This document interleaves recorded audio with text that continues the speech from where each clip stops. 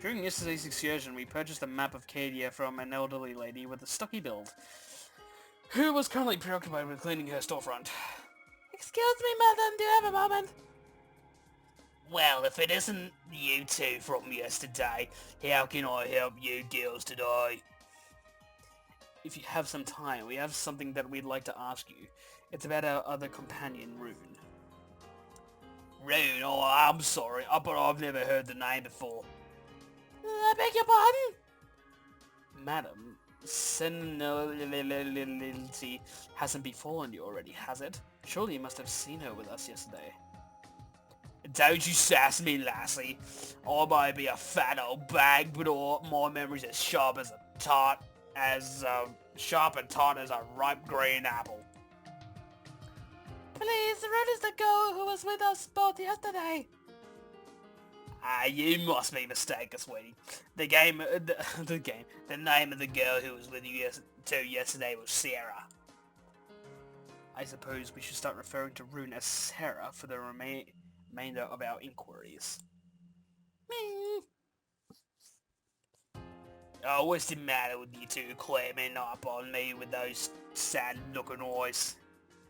I apologize for the confusion, but we only ever knew her as Rune. You see, we only met yesterday, and she said that Rune was her name. Oh, how curious. I wonder why Sarah would have done that. I would greatly appreciate it if you could reconfirm what you just told me, madam. Is the name of the girl we both were with yesterday Sarah? Oh, you betcha I know Sarah from a block away. I'd. The elderly woman shook her head slowly. Sarah's been as busy as a bee these days. Ever since she started working on the city's mana grid, I haven't been able to see her as often. Yesterday was the first time I've ever seen her in a month. Mana grid. I see that metal box over there. It's called a grid unit, and it's connected to the city's mana grid. The elderly woman pointed at one corner of her store towards a metallic box that was protruding from the ground. Upon close inspection, I noticed several cylindrical objects protruding outwards from within the box and down into the street below. What does this contraption do? I take it neither of you were educated about the mana grid, huh? Youngins these days. You two at least know about the mana mine on the outskirts of the city. The mana grid is connected to that. It siphons the supply of available mana on site and distributes throughout the whole city by the mana grid. Oh god. Once a month, the owner sends out workers to swap out a filter or some doohickey and sort of grid unit, and you like that one to keep everything right and smooth. For us folks in the central district, sweet little series to one day assigned to maintain the upkeep on our grid units. They weren't only excavating the mana mine. They even had these boxes scattered throughout the city to utilize Siphon mana.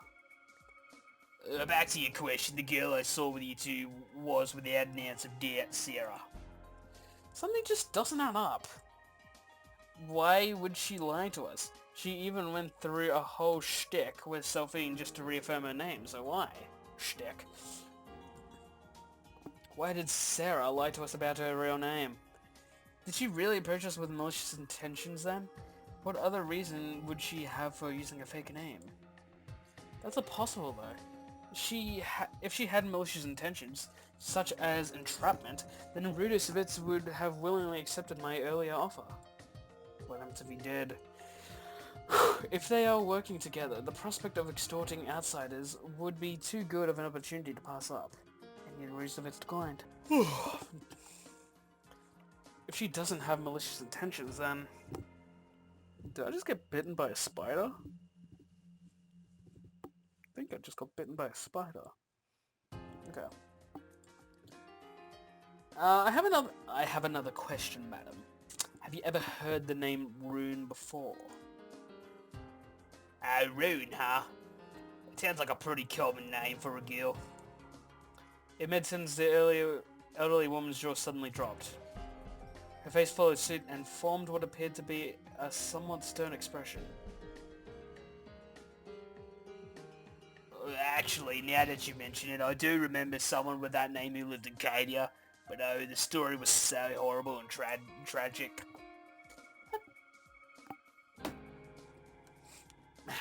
But they tell us what happened to her. The Savets family, that's family, mind you, and not the company we're talking about. The Savets had a daughter with the exact name. But if I do recall correctly, that girl died some 6 years ago. She. Died? Rune is dead? Wait. I'm sorry to say that I don't know all the details, but it was the talk of the town back in those days. So Sarah used the name of the Savitz's daughter? Or is Sarah like a clone of the Rune's daughter?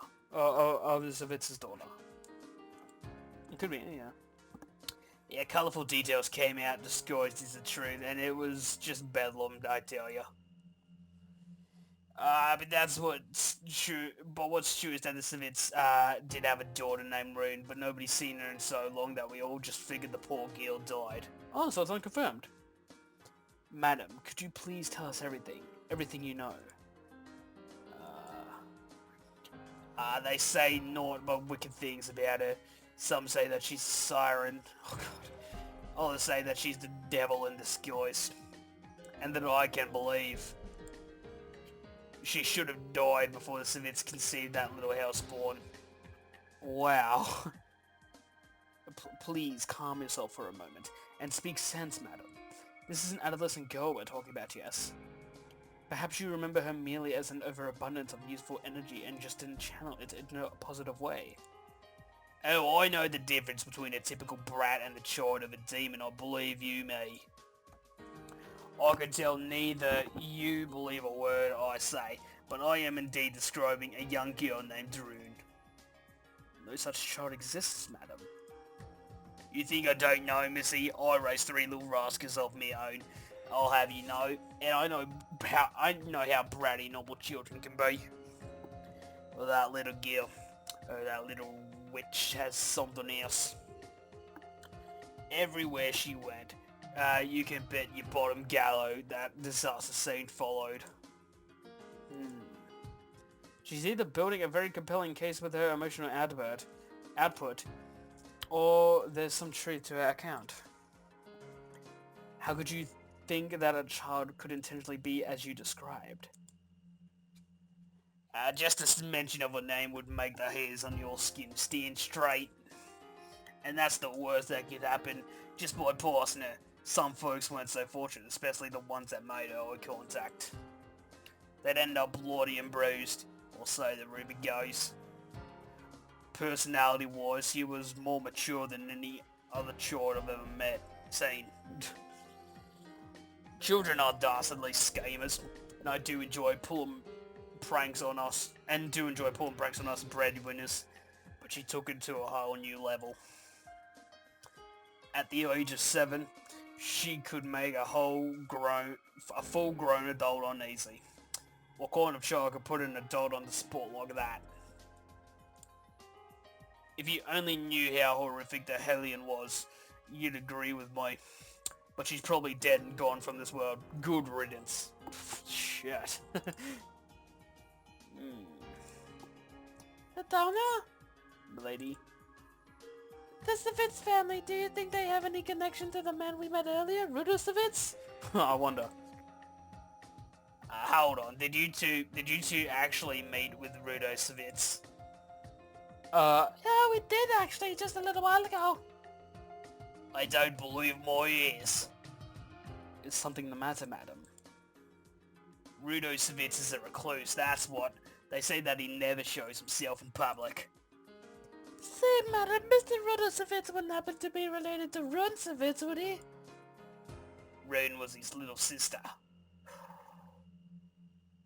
Ooh, remember in the intro cinematic how there are the 2 children holding hands? That must be Rune and Rudo. Ah, who knew? poor Ritosavits. After the Mr., Mrs. and the little imp passed away, he's had to grow up without anyone to love him or love around him. Learning how to manage his father's company must have been a back-broken endeavour. I had no idea. Yeah, excuse me. Oh wait, no, sorry. Customer. Excuse me? Oh yes, I'll be there shortly. Sorry, Gills, but let's have the grim gossip on that. Let's leave the grim gossip on that note. I've got a business to run now. No, you've been quite helpful. Thank you again for your assistance. Thank you, madam. Interesting. His little sister. I feel as if we have more questions than answers now. Ritona, do you think the rune we both know is actually Ritosavits' little sister? No. I wouldn't count on it. Why not? Nobody knows what really happened to her, right? The lady said it herself. Rune could be alive for all we know. It could easily be a case of mistaken identity as well. I mean, the knowledge on the matter is all hearsay.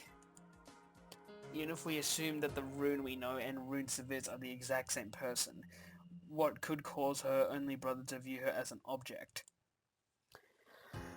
Perhaps it is cultural practice to force the youngest in any Cadanian family to enter enslavement? Okay.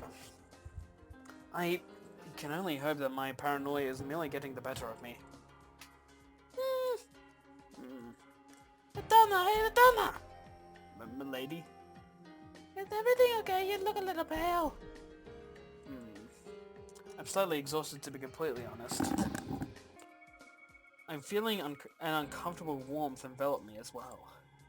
The numbing sensation is slowly eating away at what control I have left over every muscle in my being.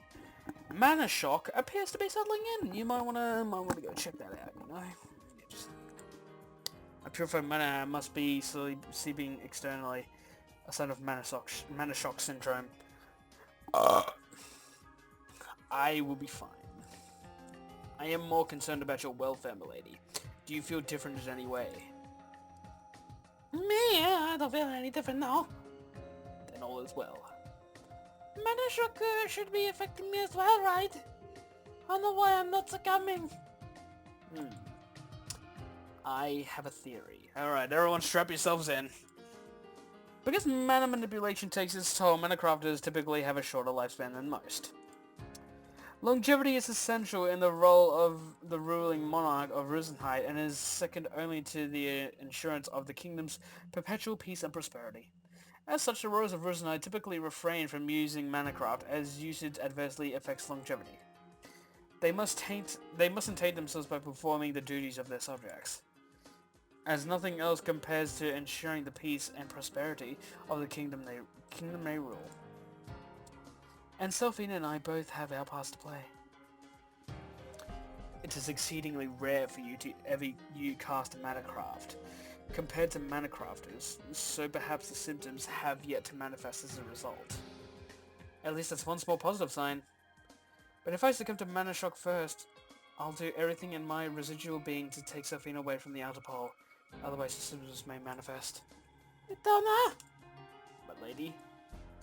This is a royal decree, my royal guardian. Anxiety gripped at my heart as she declared those words unblinkingly.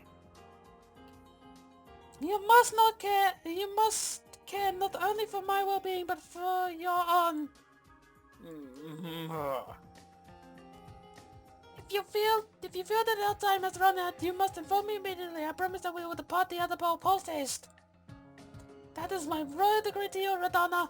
Before our remaining 2 days have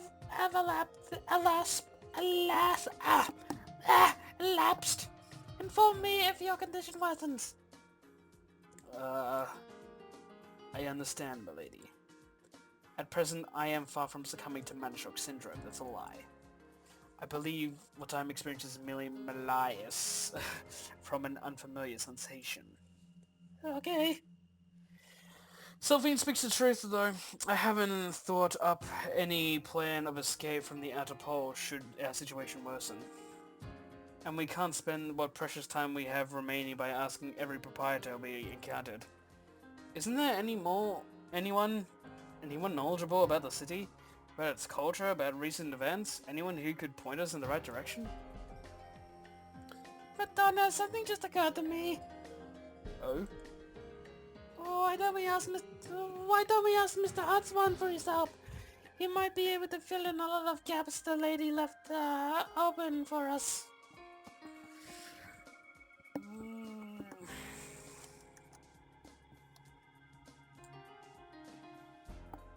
Okay, now I got the achievement.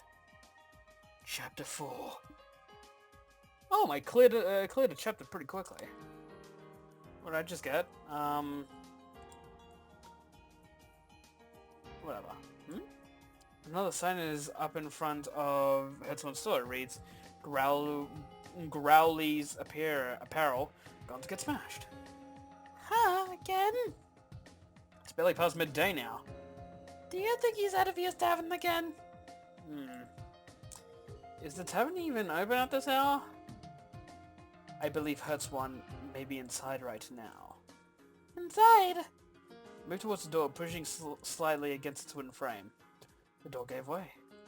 He's still in here. Oh my god, that smirk! It's like, oh fuck yeah. He's still here. Ritona, are you sure to get in without Mr. Hertzman's permission? I'm certain that he won't mind. Oh wait, how could you be so certain though? We've only known him for a few hours, wait! YOLO!